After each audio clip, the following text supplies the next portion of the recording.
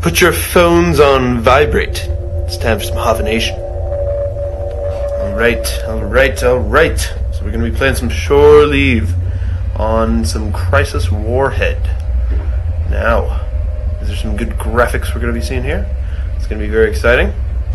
So, one of the things that I'm going through right now is really learning how to develop good gameplay commentary.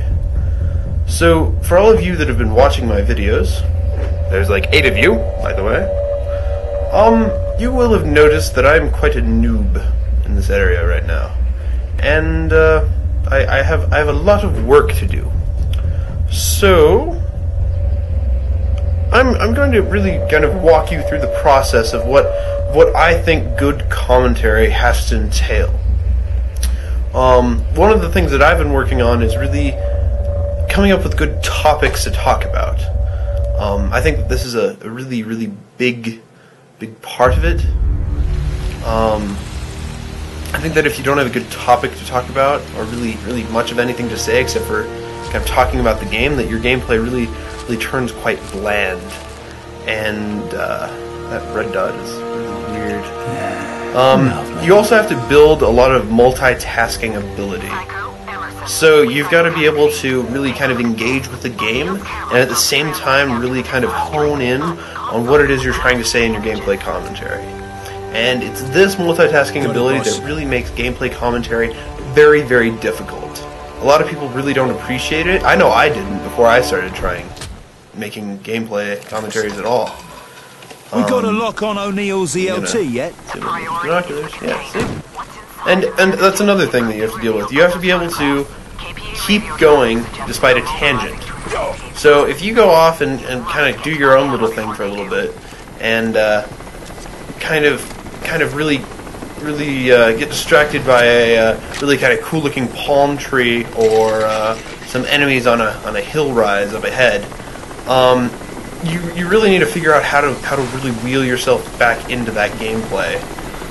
At the same time, during a climactic moment in your gameplay, you really shouldn't be talking about a lot of stuff. If you're doing a live commentary like I am right now, you really shouldn't be focusing that much on your commentary. Otherwise, you will die, and dying isn't very much fun to see. And so, if you're going to make good commentary, you need to be able to do a good mix of talking about the gameplay and focusing on the gameplay, and with really talking about your commentary. So I am ambushing some Koreans right now, and O'Neill, it's not going you very made well. it. What do you mean I made it? Of course I fucking made it. Sierra 2 Command. Cocky Proceed bitch. to RP Tango Papa 70. Oh, God. Negative, Command. There we go. This There we place go. is There we crawling go. with KPA. I'm going to peel you an orange, my friend. And by that I mean shoot you in the back of the head. Pistol against the entire Uh. KPA. Send a fucking pickup. Okay, what the? I killed you. I I'll killed be you. there What soon, are mate. you doing Keep up? it together. Psycho, Ugh. camera data should be I located on wasted a pilot's lot of ammo on injections. that. Get it before the A little KPA rusty. destroy it. Oh, this is one thing I noticed. That's another thing about making gameplay commentaries, is you have to really keep people interested. And so, there has to be some development while you're doing this. So, right now there's going to be some guy around here maybe. I see him on my radar, but I can't seem to find him in person. Now that is too large of a group. I'm just going to ignore them. But you have to keep people interested. And how I'm going to do that now, and really kind of explain to you how I'm going to go about this, is I'm going to tell you guys about all the new things that I find whenever I find them interested that way. For instance, I'm going to go invisible right now.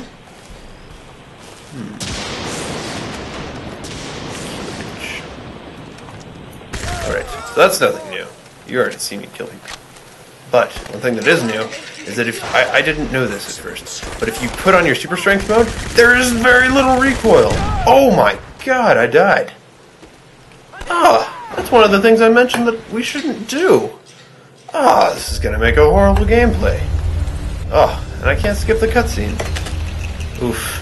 We're off to a bad start. Not very good, but we're gonna keep rolling with it. So, I guess what all of you should really learn from this, and really kind of get from this commentary that I'm talking about today, this is a learning experience for me. We've got incoming You might be asking yourself, why are you trying to start this Hoffination? Why are you trying to get involved in commentary? There's a million other people, well, not a million, but probably about a couple thousand people out there that are doing exactly what you're doing right now. Now, I believe very strongly that if you want to make any difference in the world, you need to be that change. If you want to see any change in the world and see any difference, you need to effectively create that that difference in the world.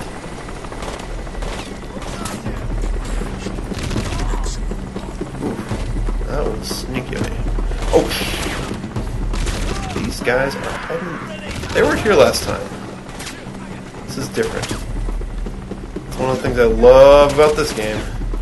There is very, very little. Well, there's actually a lot of scripting in this, but there's very little scripting involved. Oh, Jesus Christ! That guy threw a grenade. And if you aren't familiar with the gaming term scripting, scripting is basically when AIs show up in the same spot every time, basically. So in a lot of Treyarch's Call of Duty games, I've noticed this especially. Infinity Ward kind of tried to avoid this thing, but Treyarch kind of embraces it. Is that enemies spawn in the same place a lot in Treyarch's games, and it makes for very, very stale gameplay and really not very much replayability in game. And now I need to use that strength thing. Aha. So for that guy, well, I think I saw him throw a grenade. Maybe. You have your orders, Sierra 2. I'll be there soon, mate. Keep it together. The camera data should be located on the pilot's ejection seat. Get it before the KPA So, yeah, be the change that you want to see. That's where I was going with the reasons that I started gameplay commentary. I feel that a lot of the community right now for gameplay commentary is really kind of misguided, and there's a lot of people that do videos like my previous videos that you may have seen. You 8 people, whoever you are. Most of you are probably just me and my dad, kind of going over it. Anyway, those kind of videos I think are kind of bland. There's not a lot of content there. My dad was a communications major at BSU, and he just hated it. He hated my commentary, and I don't want to let my dad down again. So I gotta up the game here a little bit, but I won't let my dad down. So anyway, that's a little bit on my motivation. There's a lot more to it, really. Let's see here.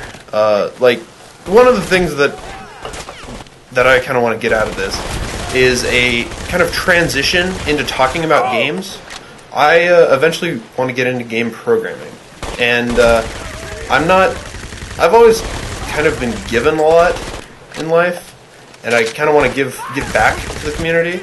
And this is like the first entry stage for me giving back is just gameplay commentary, and this is my way of being able to make content early on before I really get engrossed in the actual interface of coding and really working in a game engine.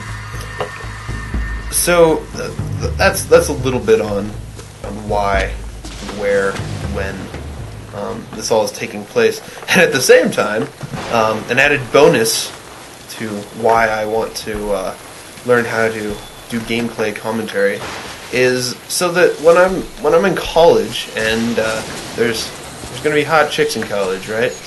And I'm going to be needing to show off what it is that I do, as shameful as that may be to me at the time. Even though I'm sure all of you are thrilled with my decision as a major in computer science and decision to focus my life on programming.